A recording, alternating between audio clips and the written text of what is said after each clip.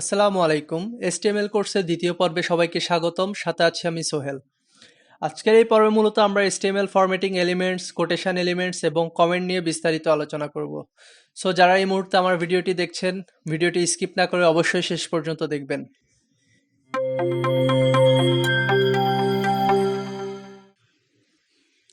So স্ক্রিনে দেখতে পাচ্ছেন আমি আজকের আলোচনার টপিকগুলো এখানে লিখে রেখেছি। সো এট ফার্স্ট আমি যেটা নিয়ে আলোচনা করব সেটি হচ্ছে HTML কমেন্টস।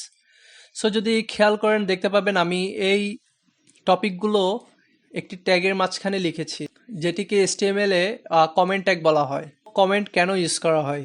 যখন কোনো প্রোগ্রামে কোনো ইনস্ট্রাকশন বা কোনো নোট লিখে রাখতে হয়, সেক্ষেত্রে প্রোগ্রামাররা কমেন্ট ইউজ করে।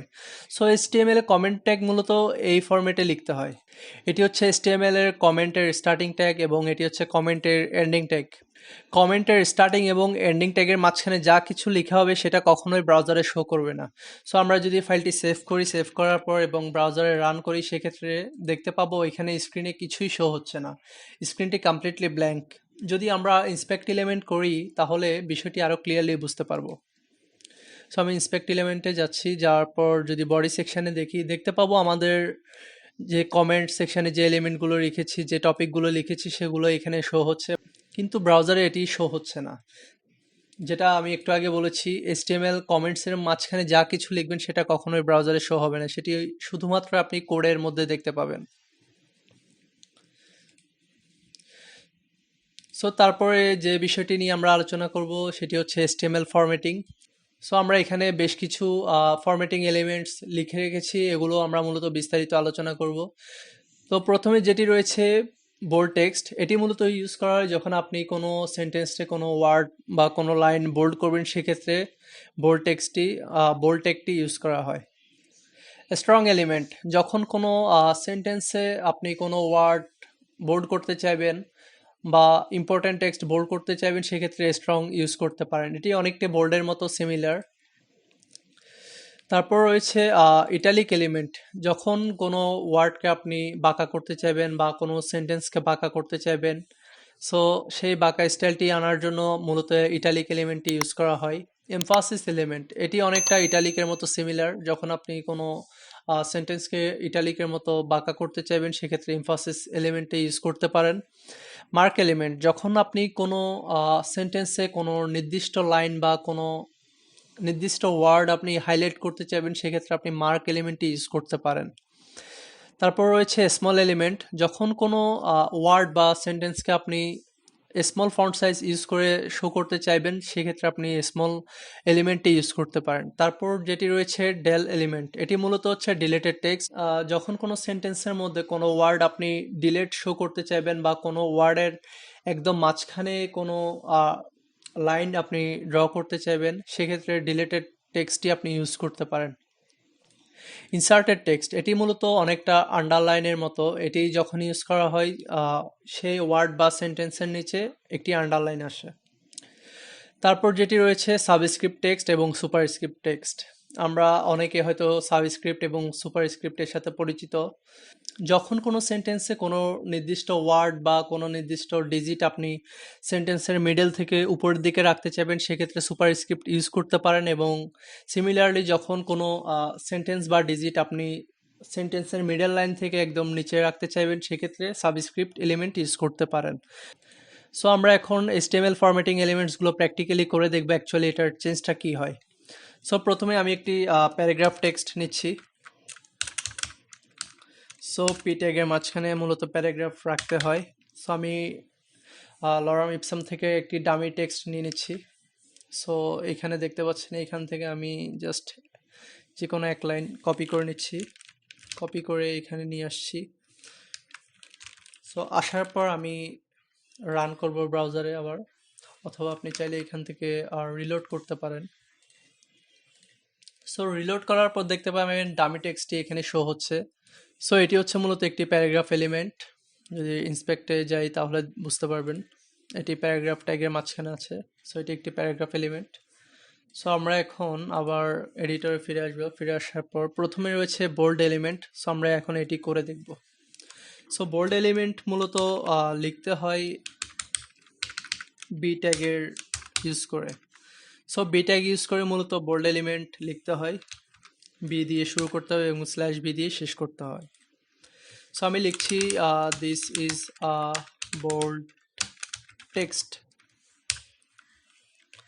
সো আমি যদি ব্রাউজারে এসে রিলোড করি দেখতে পাবেন এটি বোল্ড হয়ে শো করছে।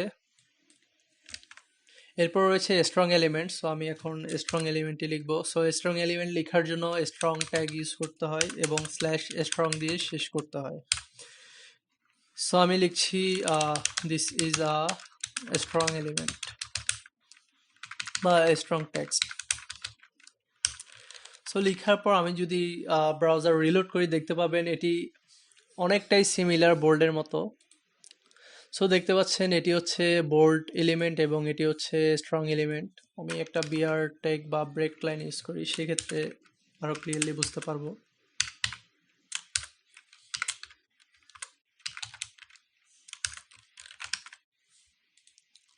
সো দেখতে পাচ্ছেন এটি হচ্ছে বোল্ড এলিমেন্ট এবং এটি হচ্ছে স্ট্রং এলিমেন্ট ইউজ করে আমরা করেছি। সো আমি যদি ইন্সপেক্টে যাই তাহলে বুঝতে পারবেন এটি রয়েছে বোল্ড ট্যাগের মাঝখানে এবং এটি রয়েছে স্ট্রং ট্যাগের মাঝখানে। সো বুঝতেই পারছেন এখানে বোল্ড এবং স্ট্রং অনেকটা সিমিলার। সো আমরা নেক্সটে যাব। নেক্সট রয়েছে ইটালিক। সো ইটালিক শুরু করতে হয় আই দিয়ে, আই ট্যাগ দিয়ে এবং শেষ করতে হয় আই ট্যাগ দিয়ে। সো আমি এখানে লিখছি the text is italic. So আমি ব্রাউজার রিলোড করব, দেখতে পাবো এটি ইটালিক বা বাঁকা হয়ে শো হচ্ছে। সো ইটালিক মূলত ইউজ করা হয় যখন আপনি কোনো সেন্টেন্সকে বাঁকা শো করবেন, সেক্ষেত্রে ইটালিক ট্যাগ ইউজ করা হয়। সো এটি একটি ইটালিক এলিমেন্ট। এরপর রয়েছে এমফাসিস ট্যাগ। এটি অনেকটা ইটালিকের মতো সিমিলার। সো আমরা যদি এটা প্র্যাকটিক্যালি দেখি তাহলে ক্লিয়ারলি বুঝতে পারবো। সো এমফাসিস ট্যাগ মূলত লিখতে হয় ইএম দিয়ে, শেষ করতে হয় স্ল্যাশ ইএম দিয়ে, এর মাঝখানে কন্টেন্টটি থাকবে। সো আমি লিখছি this is a emphasis tag বা এলিমেন্ট। সো ব্রাউজার রিলোড করলে দেখতে পাবেন এটি অনেকটা ইটালিকের মতোই সিমিলার।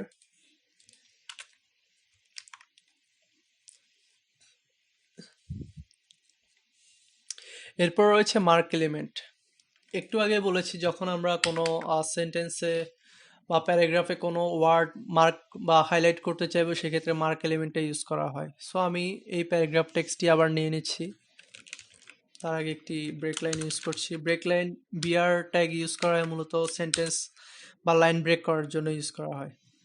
সো আমি কপি করা প্যারাগ্রাফটি এখন এখানে পেস্ট করছি। পেস্ট করার পর দেখতে পাচ্ছেন এটি শো হচ্ছে এবং আমি এখানে জাস্ট প্রিন্টিংটাকে হাইলাইট করব, সেক্ষেত্রে আমি মার্ক এলিমেন্টটা বা মার্ক ট্যাগ ইউজ করতে পারি। সো আমি মার্ক লিখছি, মার্ক লেখার পর মার্ক ট্যাগ শেষ করতে হবে এবং ফাইলটি সেভ করতে হবে। সো সেভ করার পর আমরা ব্রাউজারে আবার ফিরে আসবো। আসার পর ব্রাউজার রিলোড করবো, দেখতে পাবেন এখানে প্রিন্টিং ওয়ার্ডটি হাইলাইট হয়েছে। আমরা এখানে মার্ক ইউজ করেছি, মার্ক এলিমেন্ট ইউজ করার কারণে প্রিন্টিং ওয়ার্ডটি এখানে হাইলাইট শো হচ্ছে।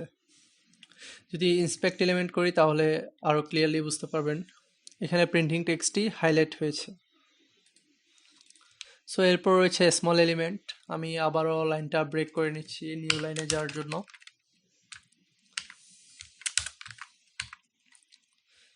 সো আমরা এখন ইউজ করব small element. So small element মূলত ইউজ করার যখন কোনো ওয়ার্ড বা সেন্টেন্স আপনি স্মল ফন্ট সাইজে দেখাতে চাইবেন সেক্ষেত্রে আপনি স্মল এলিমেন্ট ইউজ করতে পারেন। সিমিলারলি আমি চাইছি এখানে ডামি টেক্সটটাকে স্মল ফন্ট সাইজে শো করব, সেক্ষেত্রে আমি স্মল এলিমেন্ট বা স্মল ট্যাগ ইউজ করতে পারি। স্মল এলিমেন্ট ইউজ করার জন্য মূলত স্মল ট্যাগ শুরু করতে হয় এবং শেষ করতে হয় স্ল্যাশ স্মল দিয়ে।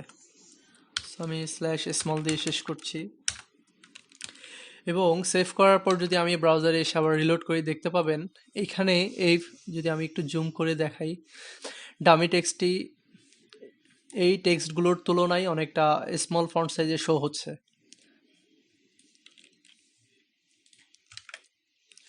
সো এরপর রয়েছে ডেল এলিমেন্ট। ডেল এলিমেন্ট মূলত হচ্ছে যখন কোনো ওয়ার্ডের মাঝখানে আপনি কোনো লাইন ড্র করবেন বা ডিলেট টেক্সট শো করতে চাইবেন, সেই ক্ষেত্রে ডেল এলিমেন্টটি ইউজ করতে পারেন। সো আমি এখানে দিচ্ছি ডেল, বা আমি এই সেন্টেন্সটি কপি করতে পারি। তার আগে একটি ব্রেক লাইন ইউজ করছি।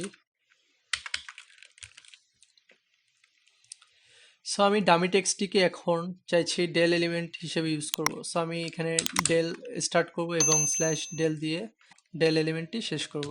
সো সো এখন যদি আমি ব্রাউজারে গিয়ে রিলোড করি, দেখতে পাবেন এখানে ডেল এলিমেন্টটি ইউজ করাতে এটি অনেকটা ডিলেটেড টেক্সট হিসেবে শো হচ্ছে।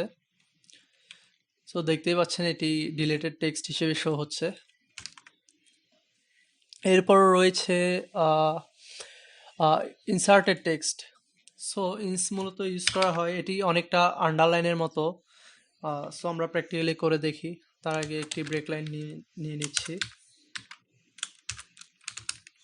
ইনস ইনসার্টেড টেক্সটের জন্য মূলত ইনস ইউজ করা হয়। এটি স্টার্ট করতে হবে, এটা একটি আবার স্ল্যাশ দিয়ে শেষ করতে হবে। সো আমি দিচ্ছি this is a inserted text. So এখন সেভ করব। সেভ করার পর ব্রাউজারে ফিরে আসবে। ফিরে আসার পর যখন রিলোড করব, দেখতে পাবেন এটি অনেকটা আন্ডারলাইনের মতো শো হচ্ছে। সো যেটি বললাম, এটি অনেকটা হচ্ছে আন্ডারলাইনের মতো। ইনসার্টেড টেক্সট বা ইনসার্টেড এলিমেন্ট ইউজ করার কারণে এটি এখানে একটি আন্ডারলাইন এসেছে। এরপরে রয়েছে সুপারস্ক্রিপ্ট এবং সাবস্ক্রিপ্ট। সো আমি এই সেন্টেন্সটি কপি করছি, এই প্যারাগ্রাফটি কপি করছি। তার আগে এখানে নিউ লাইনের জন্য একটি ব্রেক লাইন নিয়ে নিচ্ছি। সো এখানে আমি ডামি টেক্সটে সুপারস্ক্রিপ্ট ইউজ করব এবং প্রিন্টিংয়ের মধ্যে সাবস্ক্রিপ্ট এলিমেন্ট ইউজ করব। সো আমি প্রথমে সুপারস্ক্রিপ্ট লেখার জন্য এসইউপি দিয়ে শুরু করতে হবে এবং স্ল্যাশ এসইউপি দিয়ে শেষ করতে হবে।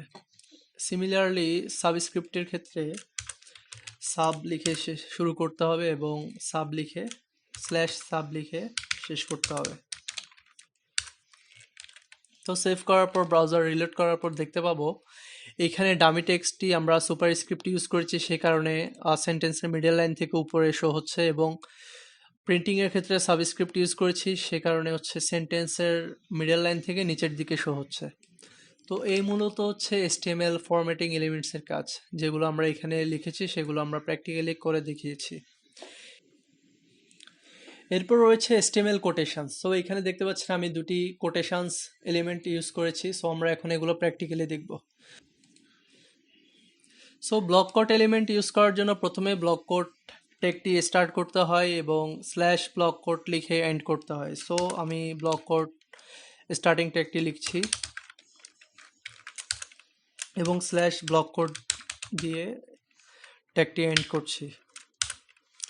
এর মাঝখানে মূলত আপনার কোটেশনের এলিমেন্টটি রাখতে হয় বা টেক্সটটি রাখতে হয়। সো আমি একটি ডামি টেক্সট নিয়ে নিচ্ছি। আমি এই টেক্সটটি ইউজ করছি।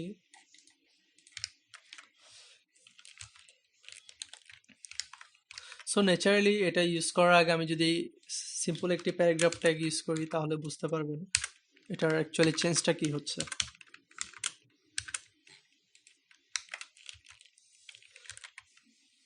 এর মাঝখানে একটি ব্রেক লাইন ইউজ করব।